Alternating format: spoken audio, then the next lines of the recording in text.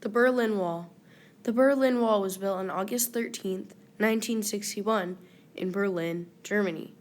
The Berlin Wall was built to keep out Western capitalism, as said by the United Socialist Soviet Republic, or USSR. But the wall was also built to keep East Berlin citizens in. The wall was built by Nikita Khrushchev, a Soviet ruler, and was built after World War II. It was decided to split Germany into 4 political sections.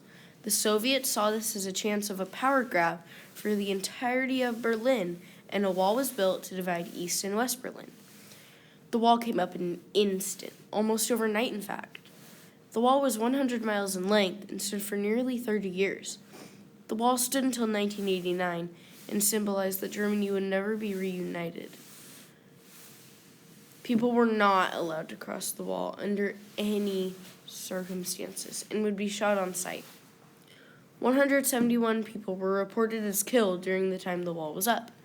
This also included Soviets because some Soviets sought freedom and a way out. They were shot for not serving their civic duty. About 5,000 people did escape East Berlin. People escaped using various methods.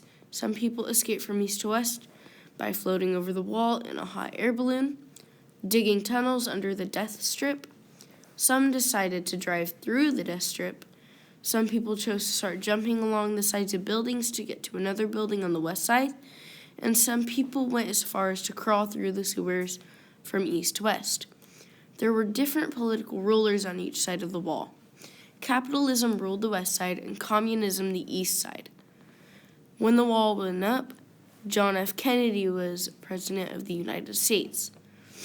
And when the wall came down, Ronald Reagan was President of the United States. Both Kennedy and Reagan wanted to put a stop to the wall because they felt it wasn't right. Some pieces of the wall are still intact today because not all of the wall was destroyed by Berliners 2 years after Reagan made a speech at the wall about wanting it to come down.